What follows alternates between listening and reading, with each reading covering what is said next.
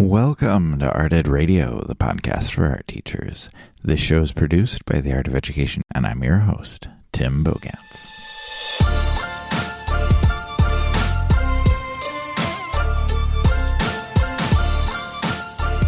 In today's episode, we are going to talk about mentoring, and we're going to talk about it both from the perspective of someone who is the mentor doing the mentoring, and also someone who is the mentee.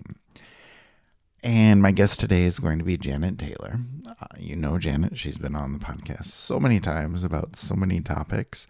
And she just kind of has an open invitation whenever she's been reflecting on something, thinking about something, and thinking deeply, as she often does.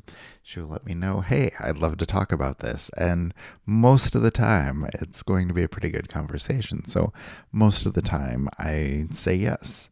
And I think a mentoring episode is something that we have not covered in depth, something that I think can be incredibly helpful, because mentoring is a really powerful tool. It's something that can really guide you in the right way on your art teacher journey.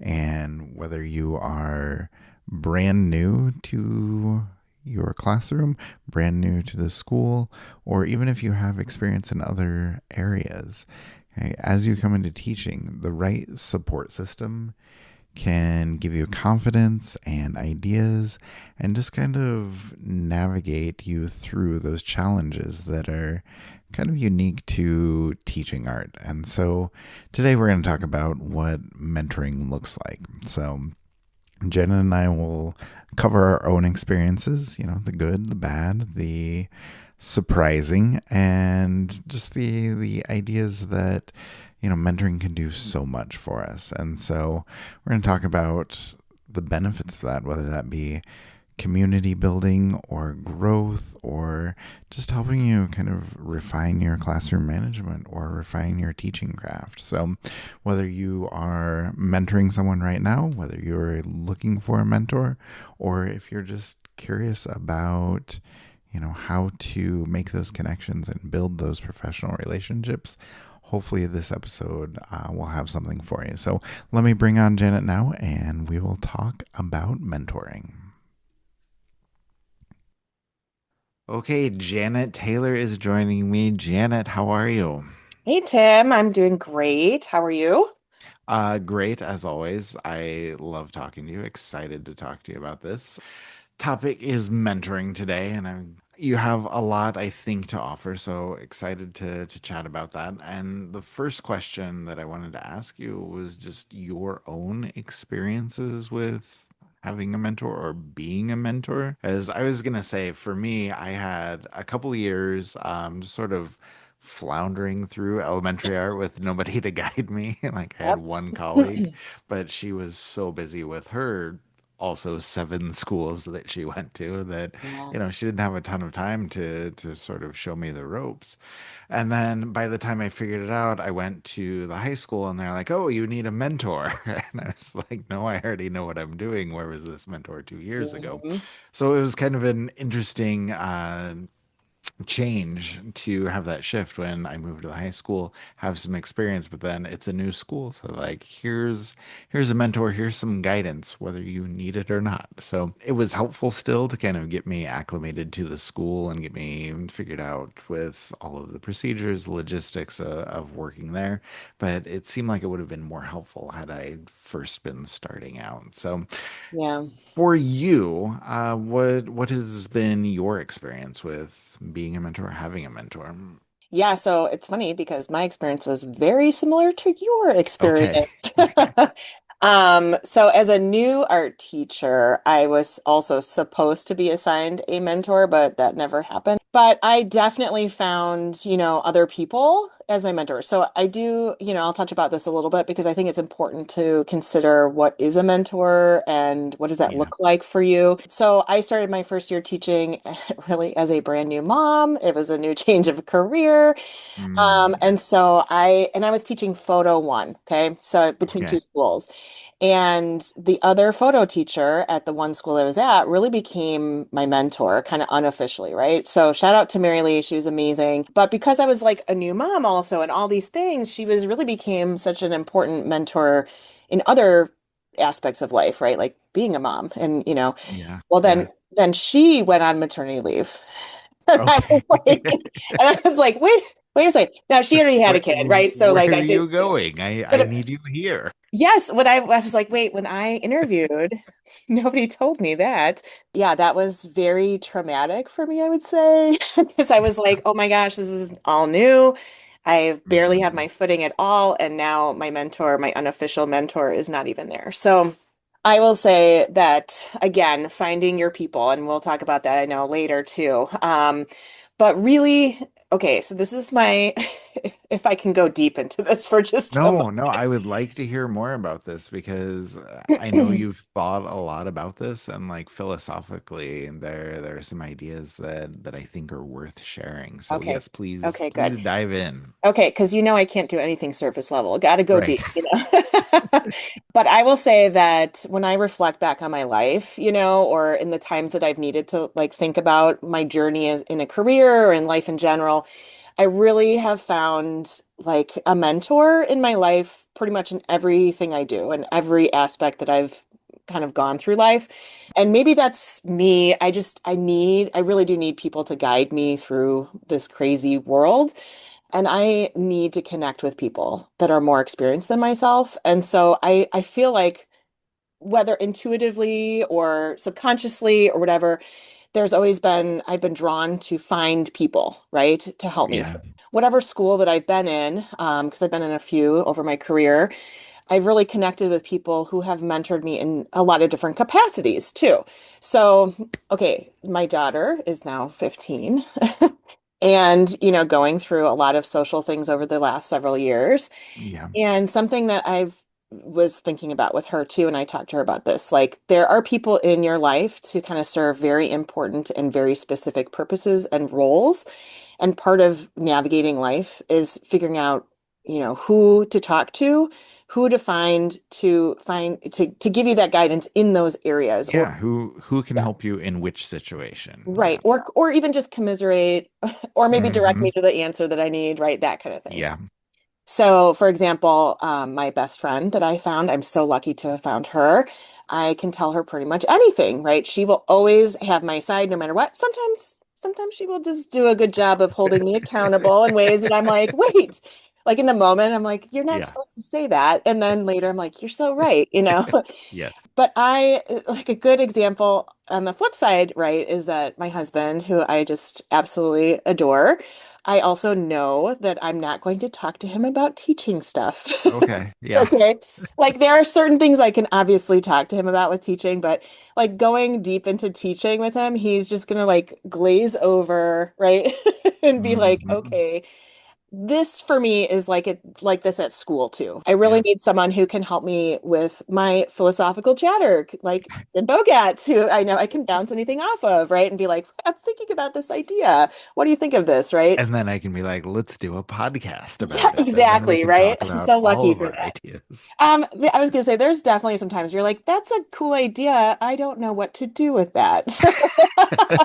It sits and percolates for a little while, but who is gonna geek out with me on curriculum assessment? Not everybody, right? So I need to find Hmm. those people that like if I have a something that I'm mulling over or really trying to figure out, I need to know who to talk to, right? In those cases, it might be even an administrator who I know geeks out about this too, but I also really trust their opinion and feel really safe with them, for example. Because I see even, really just anybody in those particular cases, I would call those my mentors. Okay. So Yeah, that's my that's thing, fine. right? Okay. So funny enough, back transitioning back to your original question. So when I came to my new district that I'm in now, it's not new to me anymore, I guess. It was kind of funny because now I have been like presenting and, teaching for a long time, and I'm like teaching student teachers at the college level. Right, And right. I get there and just like you, they like assign me a mentor. And I was like, where was this 15 years ago? And I felt like I really needed that. So for Yeah. my first time ever, I had an official mentor. So that, An official yeah, mentor. yes, an official mentor, which I think there is something else we should talk about in a little bit, but that mentor, if they're within your department or not in your department and what that kind of looks like. Because I think there are some interesting boundaries and things to talk about within that. I think so because I feel like if your mentor is within your department, it can be incredibly helpful for all of the obvious reasons, but it can also be very insular and you sort of lose that perspective of what's going on outside your department. And so if you're in a school with 50 or 100 teachers and you talk to the same six or seven the entire time, like you're missing out on a lot of perspectives. Yeah. And I think also as a mentor within that department too, it Right. makes sense actually to some degree to be mentored by those people because you're going to be with them anyway. You might as well get Right. their perspective and get their support. So when I mentored teachers in the past, they usually are within my department. Honestly, sometimes I think it's better maybe to have someone outside the department. And a big part of that is because you would be, like you said, connecting and getting perspectives from outside, but Hmm. also really sometimes it's a little too close to home to be within the same department. Like Yeah. you want to be able to have somebody who can hold you accountable and talk to you and guide you without like a sense of judgment. I think sometimes I mean, that happens. It's human nature, right? So I think Hmm. it's important to build those connections within your school without feeling judged by a peer. So, it goes both ways. Yeah, it's definitely a balancing act for sure, and there are benefits to both. And yeah, like I said, we can see all of those sides.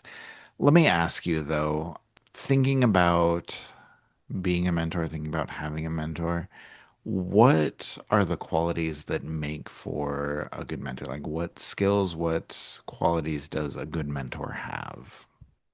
Okay, so maybe this is my years of therapy coming out. But something I've learned both in school and out is really about listening skills, right? Hmm.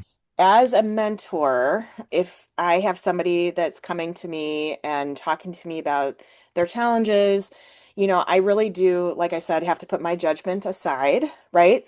And put on the lens of like listening and observing and thinking about what this person is going through and what they're asking for, right? So, being able to hear what they're saying, put it kind of mirror it back to them, and make sure you have it right. So, for example, in my years of therapy, like I said. This one is called listener speaker, I think, or speaker listener. And it's where you talk to the person, right? They're saying something, and then you reflect it back, like, did I get that right? And it gives that person an opportunity to put it back and clarify. And I think sometimes just through that dialogue and that kind of understanding builds that trust that, hey, somebody Yes. is listening, but Yeah. also like allows the mentee, to really reflect on and really clarify what the problem is, right? Or what they're Hmm. trying to ask for. Yes. Not always a problem, right? Sometimes it's just like, I'm not sure what I need here. Right. Right. And especially new teachers, even a new teacher at a new school, but new teachers in general don't always know, and we say this all the time, they don't know what to ask for. They don't know what Yeah, they they know. don't know what they don't know. Like there's so many things out there that they haven't even thought about yet. And why would they? They have Right. not experienced that. I think sometimes also as a mentor, being able to filter through what it is they're asking. Are they asking for a problem to be solved? Are Yeah. they asking for advice? Are they asking just to vent and share? So, like, Hmm. All maybe, of which are equally valid, we should say. Like yes, all of those correct. things need to be Yes, talked about. correct. Exactly. But, like, if they're just like, hey, I had a spill in my classroom, who do I contact for paper towels? They might not be articulating it in that way. They might be like, oh my God, I had a spill in my classroom and it was so bad Right. and all these things. And you're like, right, I got you. You need to contact, Maurice down in, Yeah. whatever, and get some paper towels down there or whatever it is. Yeah. So I think sometimes as a mentor, you're not there to solve all the problems. You're there to guide, right? So you just constantly Hmm. remind yourself of that. And I think sometimes it's easy to go into that world of like trying to fix, trying to advise. Like, I have all the answers. Let me advise. No, your role as a mentor is to guide, which means that you're facilitating the conversation, you're Yes. helping that person find their way. You are not responsible for them. I don't know how else to say that, right? So that means also, like I said, so come to the table without judgment, someone who can reflect back with questions, right? So this is stuff we do with Right. our students, right? So somebody It says like, is. "Oh It my God." is. Yeah, it's like, they're like, "Oh my God, I have this big spill in my classroom." And you're like, "Okay, so you have a big spill in your classroom. Are you looking for paper towels? Like, are you looking, how are you managing your classroom? Are there things that, you Hmm. could do better? Like, what can I help you with?" I think pushing back those questions to allow them to ask for what they want, as opposed Yeah. to you just assuming, creates stronger bonds too, right? Yeah, for sure. And I think that's something you sometimes need to be careful with if you're mentoring because that can be kind of infantilizing, you know? Yes. Yeah, When you're saying, "Oh, what would you do in this situation?" right. Just treating them like you would a student, like you need to stay away from that. You need to keep it professional, but the concepts are the same, and Yeah, you are helping educate somebody on how to do things. And I think that's important that you can continue to do that, but try not to treat them as if they don't know anything. Does that make right. sense? Right. And I think sometimes giving them those like multiple options. But in those cases, sometimes I just sit there and I give pause and I think about different options that are not always right or wrong, right? Like, well, Hmm. if I was in your situation, maybe I would try this, maybe I could try that. And usually when I say that to students, you can see their gears turning, right? Like all of a sudden they have this aha moment because their mind is going in different directions that they might not have been able to problem solve at the time. And I think Right. with same thing with a new teacher, like, well, are you looking for this or this or this? And then they start to go, Hmm. oh, okay, now I know what to do. And I think, Right. sometimes it's so overwhelming being a new teacher, right? You get like Yeah, flooded, it really is. And then if you can just kind of direct those thoughts or direct that train of thought, I think that's good. My approach is always like, hey, I'm just thinking out loud here, but what if? And then throw a couple ideas out there. They might not even be good ideas, but the point Yeah, is it gets the other person thinking about those things, same situation that you were just talking about, and gets them yeah. thinking and processing, and helps them kind of arrive at the solution that they may be looking for. So there's a couple other things that I wanted to touch base on though that I think are Yeah. important too. So another thing to make sure that as a mentor that you should be thinking about keeping the situations positive. Hmm.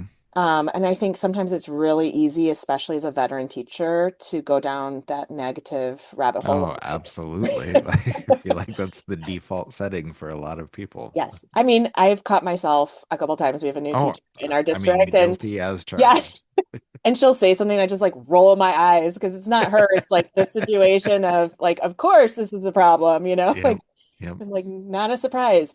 So I think trying to keep it as professional and positive is Hmm. really important. Kind of flipping it around and making it more of an encouraging, like, oh, it's so hard sometimes to be like, well, yes, and from this other perspective, I can understand this, or, Right. so that's one thing. And then also it's really hard as a mentor, I think, because again, especially if this person is in your department or you work with them closely, to hold them accountable for Yeah. their for Yeah. their work and their understanding. So I think following up with them and not just being like, okay, we did this checklist that maybe my district gave us, right? Like we have a checklist that says Right. on this meeting date, you're going to do these things, Going to right? talk about these three topics. Yes. Correct. But just like following up and like, hey, how did that experience go? Or how Hmm. are you doing with that? And at our district too, you have to be observed by your mentor, and then the mentee also observes you. And so having some follow-up discussions about that. And like I said, that's that's where sometimes it can get really hard because, or easier if you're not in the same department, right? Yes. Because they're Yes. coming from a different lens, they're able to view you and you're able to view them. You can kind of take a step back and see the bigger Yes. picture. Yes. So that's the pro and con side, right? Is always there. But, and then I think the last thing that's really important as a mentor and as a mentee is to keeping confidentiality Yeah. at heart Yep. and then being very honest, right, with those conversations. So I think that can be hard too, right? As a mentor, like, oh my God, this new teacher just said these things to me. Can you believe it? Trying to remember that those conversations that you have are there between you, and that again, Hmm. that forges those bonds and creates that connection that's really long lasting and important.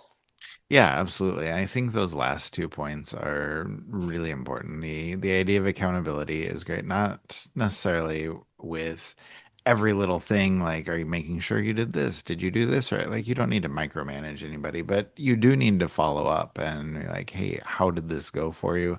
Do we still need to talk about this? Or did you follow up in this way? Did you, with the problem you had with this student, did you go through the correct channels and make sure that, everybody who needs to know things knows things, just making sure that they're doing things right. Again, keeping that level of professionalism, I think is really good. And the idea of honesty, I think, is important as well.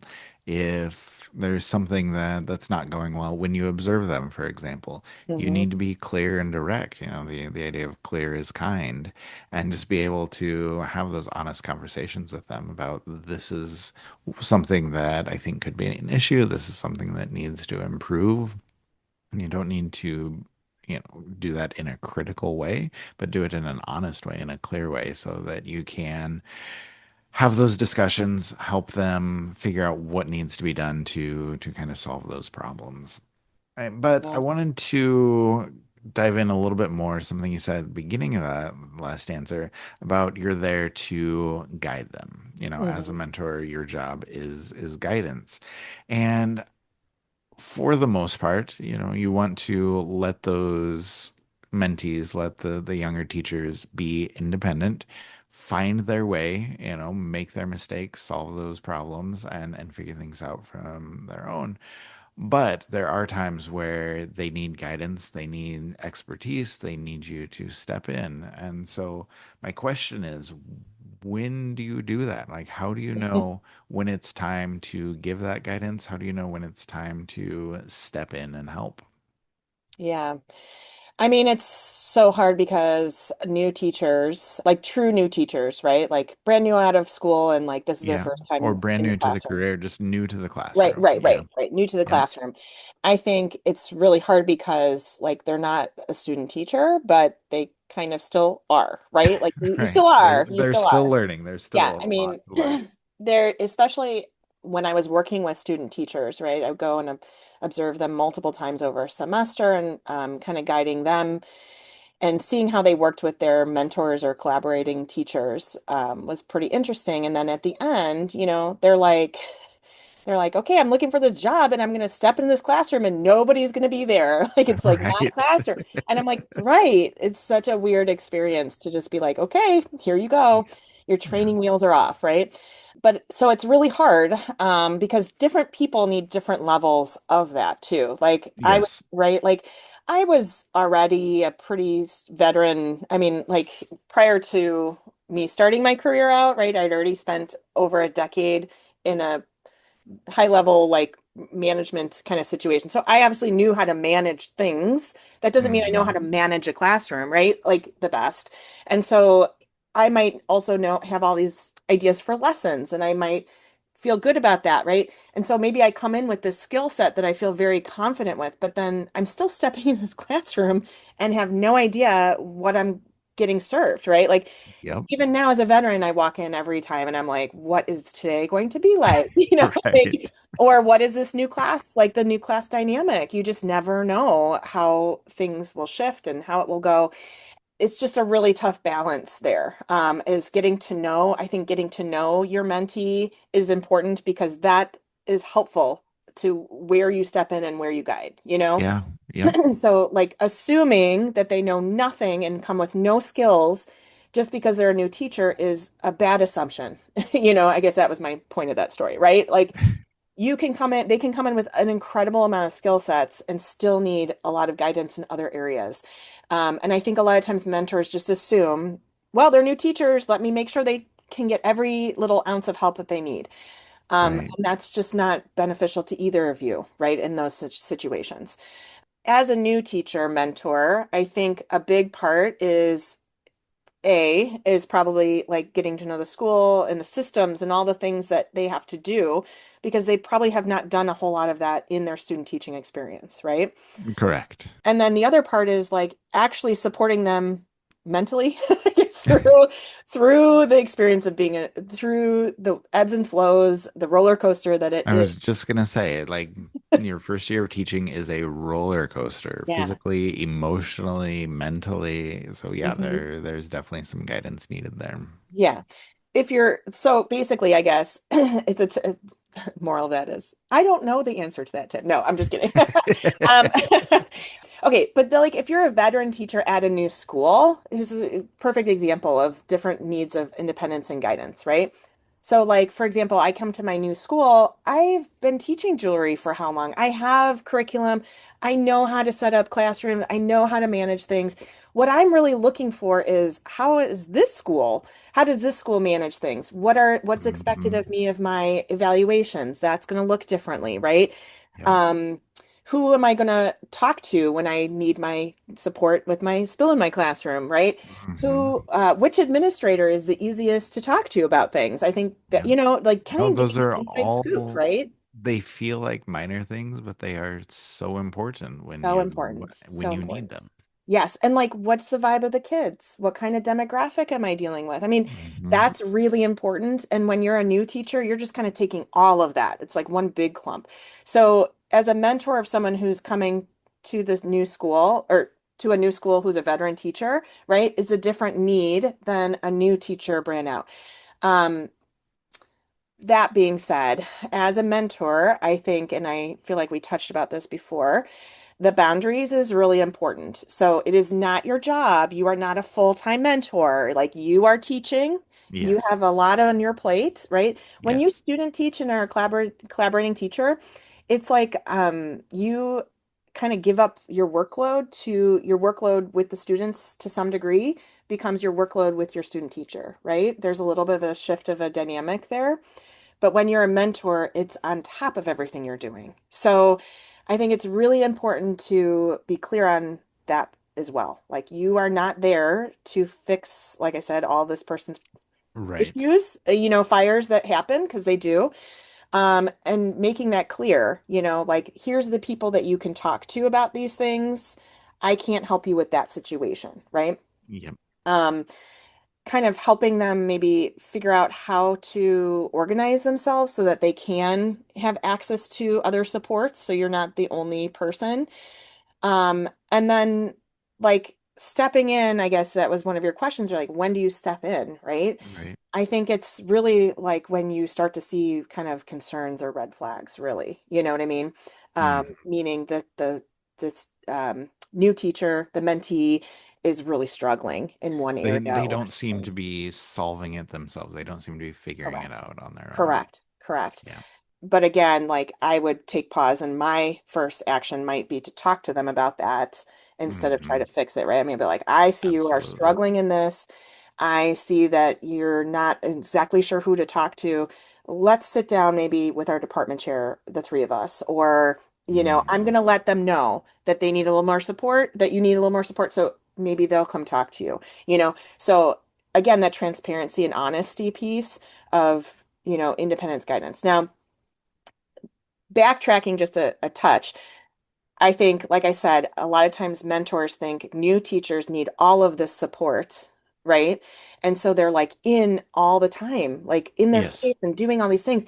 And to be honest with you, the way I learn best is by figuring it out. You know what I mean? Right. Like Right. failing. And it's kind of okay. I know that there can be concerns about like enrollment and keeping that your department healthy and thriving, right? So I Hmm. understand that if, you're like as a veteran teacher, I'm always like protective of our program, right? Yes. And so Yes. you don't want to see somebody struggling because you know that that may impact down the line. I get that, right? Hmm. At the same time, this teacher is never going to figure out what they need to do until they are going through and sitting in the mess of that, you know?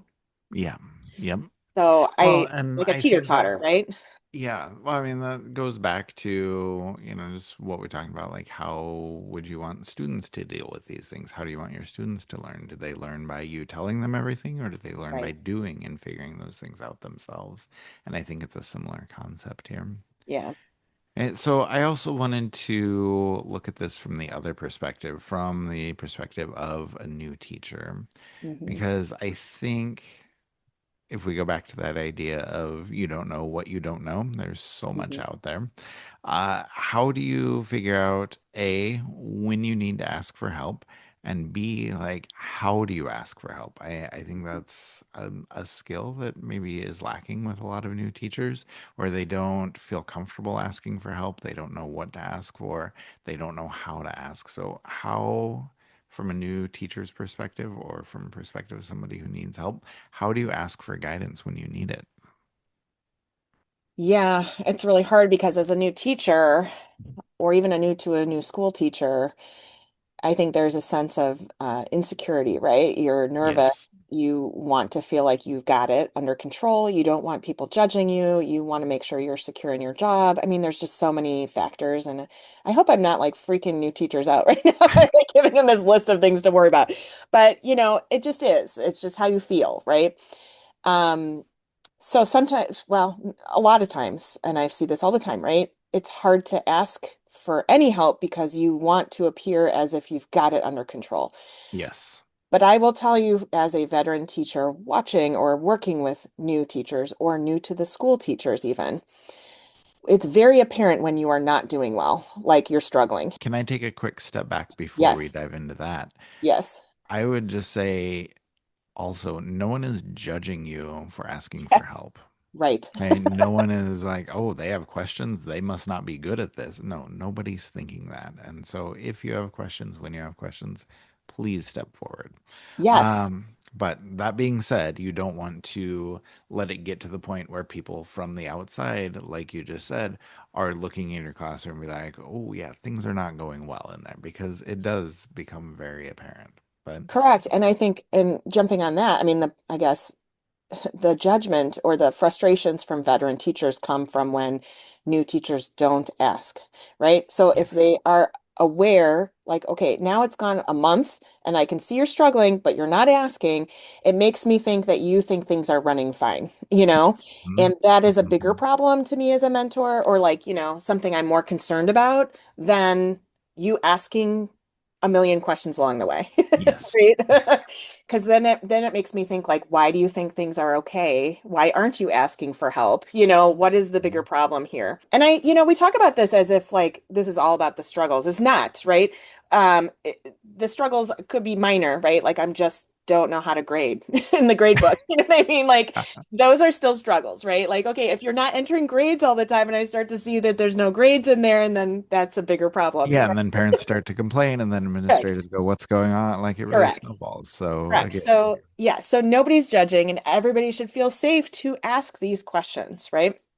And I think mhm, as a mentee, somebody new, um, I get it. Sometimes you ask the questions, you feel bad, like you're bothering them. You know what I mean? right, Or sometimes you just feel like I shouldn't be asking these questions. I should know them by now.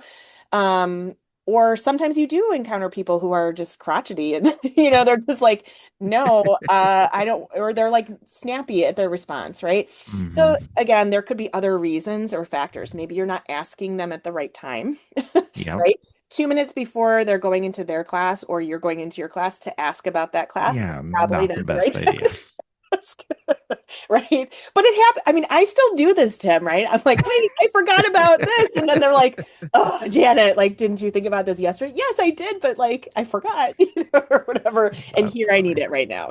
Yep, yep, Um, So I think knowing the time to ask and how to ask are two very important things, like you said.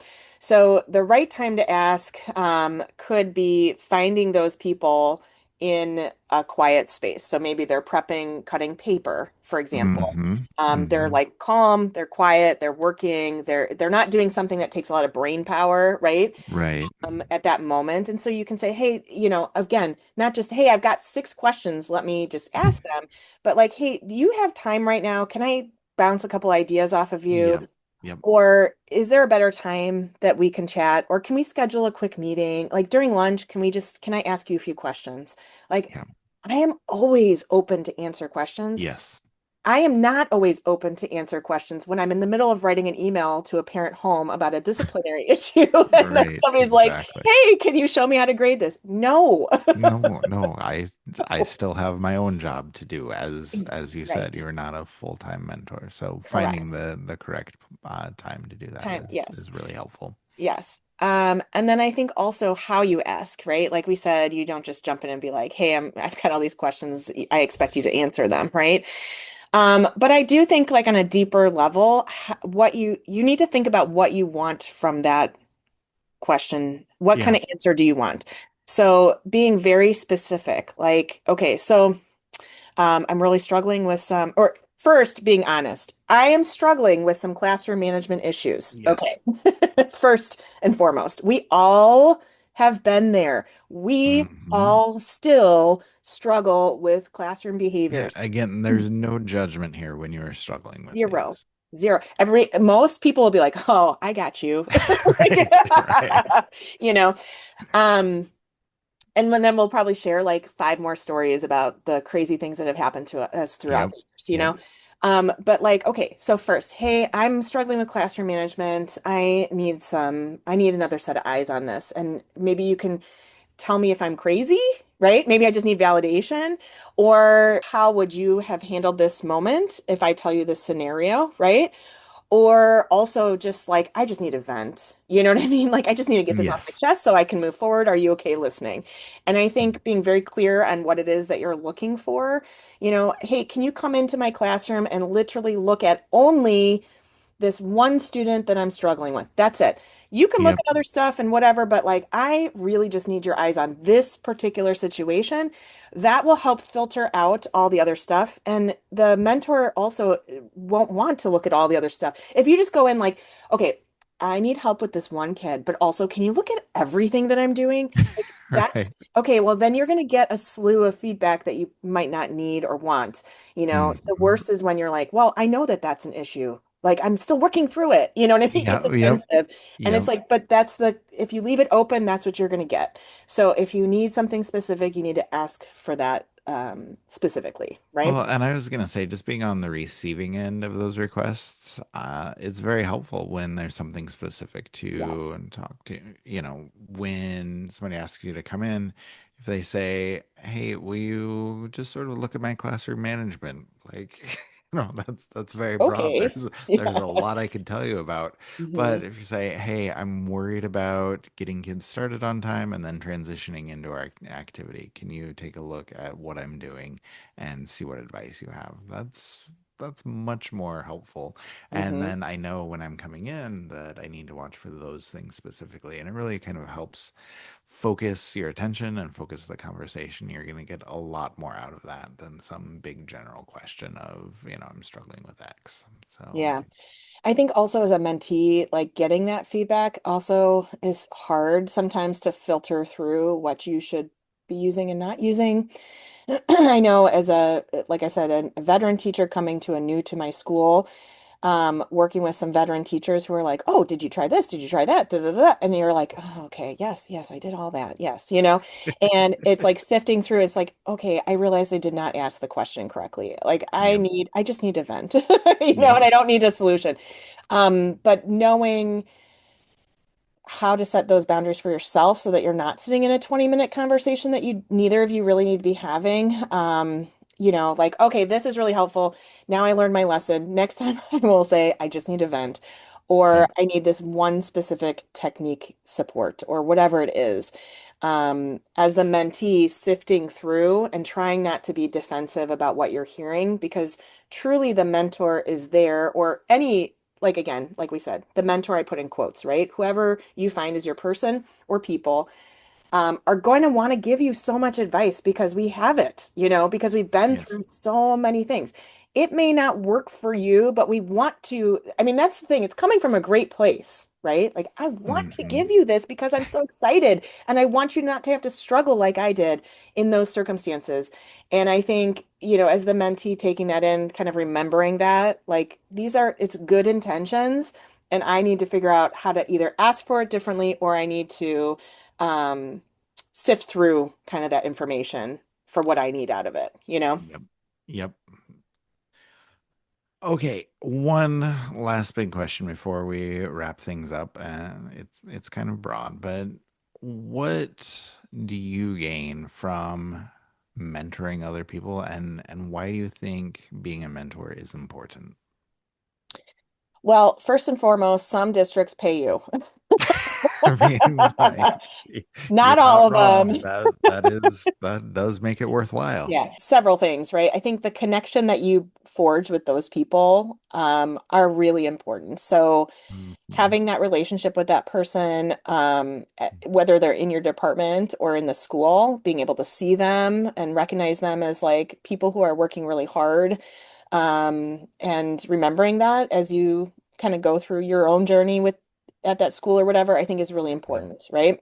Yep. Um, I think for me, and maybe this is my own, problem, is that I'm always reflecting too much and overthinking everything. I But don't know if that's a problem, but well, sometimes it's like, just leave it, Janet, like, it's fine. Um, but I think when you work with somebody else who's going through these, I mean, even like I'm just saying, like talking through this with you, Tim, has made me reflect more on my own Mhm. practice and how I'm working with my colleagues. So like the more I'm talking about it or having those conversations with my mentee, the more it kind of brings me back to, oh, right, I know what good teaching practices are. And I might not even be implementing all of those things all the time in my classroom. And it kind of gives me like pause to think about how best to run my classroom too. So Right. I think that's really important.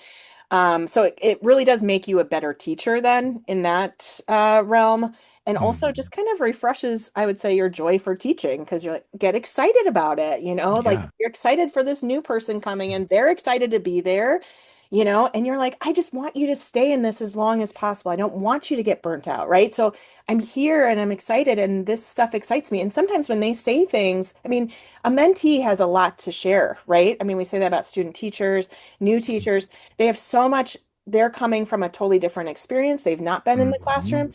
It's refreshing. They have ideas that are exciting, you know. Yep. I mean, it's like, yeah, especially when you're just kind of going along your veteran self, moving along your same thing all the time, it can get a little mundane sometimes. And so Mhm. having those experiences just really help you connect deeper both with yourself and your school environment. Yeah, absolutely. And I think that, excitement, those new ideas really make it a win-win situation. And I love that. And, we talked all through the month of November about paying it forward and, giving back to other art teachers, being part of an art teacher community, and being a mentor encompasses all of that. And it just has so many benefits. And so if you are able to pay it forward, that's a wonderful thing, but then, like you said, it really helps your own teaching through that reflection, through thinking deeply about what you're doing and finding new ideas and new ways to improve. There are so many benefits for you as well. Hey, Mhm. and then to wrap up, I guess the last question would just be whether we're talking about new teachers or mentors who are helping out new teachers, what advice do you have for those teachers that are looking for help or looking for resources in this area? First, I mean, I will do a shameless plug here, but Tim and I have done I a think I little know what's coming. series Yes. called What New Teachers Need to Know. And it has a lot, right? We pack a lot into all of these things, into our episodes, into the series.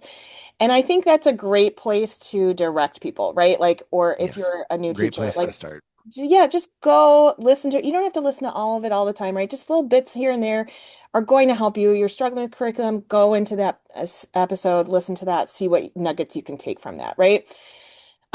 Obviously, Art of Ed in general is just here for you and for, Hmm. whether you're a new teacher, you're a student teacher, you're thinking about becoming a teacher, you're changing your career to be a teacher, or you've been teaching for 30 years, right?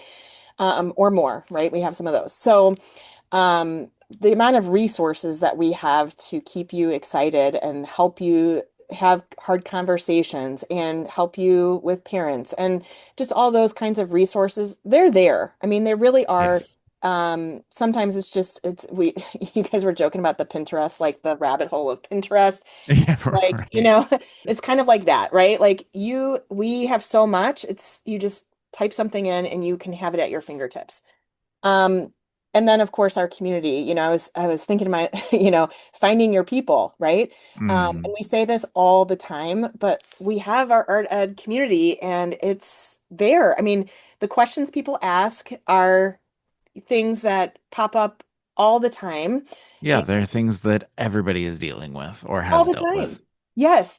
And you have some advice from people. You have questions. Some people ask clarifying questions to get more information. I mean, it's just like that dialogue is there. So it's easy enough to do that without maybe sometimes face to face. Sometimes that can be hard, or the closeness of the school. Asking your fellow art teachers across the country and across the globe, might have different perspectives to help you navigate this, right? Hmm. And then lastly, I will say my my big advice, right? To leave you with my mic drop. No, I'm just kidding. You have to remember that this is new to you, or this is new to the person that you're mentoring, and you don't have to have everything solved right away. It's really important to really sit through it, sit through the mess, and work through it with that support and guidance. And remember that that is what the purpose is, that it is not going to be solved. It is not going to be easy being a new teacher, no matter where you're at. Right. And having somebody or multiple people in your life that can direct you, support you, guide you through this, it's just going to make your long-term self so much stronger, you know? Yeah, absolutely. So, Janet, thank you so much for talking through all these ideas and processing all of these thoughts with me, and having this conversation. Appreciate all of your expertise and all of your advice here. Thank you so much, Tim. All right, thank you to Janet for coming on. Always a great time talking to her. We always go long, but honestly, that was like 45 minutes instead of well over an hour, as we do quite often. And as Janet mentioned, there are a ton of resources for you, particularly the What Do New Teachers Need to Know podcast episodes. We'll link to those. We'll link to other things that are helpful for you so you can explore those things a little bit further. And just to kind of wrap things up, I think one theme from our conversation kind of stands out to me. Mentoring doesn't have to be formal. It doesn't have to be, a very professional rote way to do things. It can be, but those everyday conversations can be incredibly powerful. And I think some of the things we talked about, some of the stories Janet shares, those can remind us that, mentorship can grow out of our everyday interactions. Just checking in with a colleague or sharing some classroom strategies, asking questions, asking them in the right way, or just offering encouragement at the moment that it's needed. Those seem like small things, but they really do create that foundation for trust and for learning and for making each other better teachers. And one other thing that I think is worth thinking about, worth remembering, is that mentors don't have all the answers. And we talked about what those conversations look like. Mentors are listening. They are asking questions.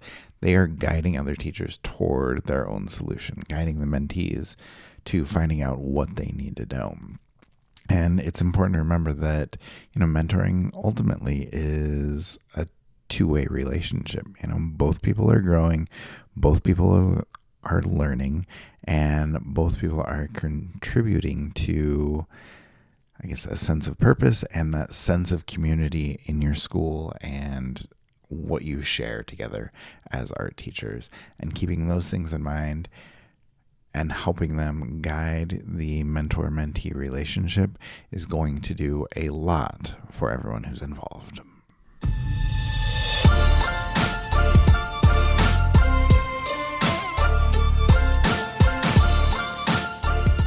Art Ed Radio is produced by the Art of Education with audio engineering from Michael Crocker.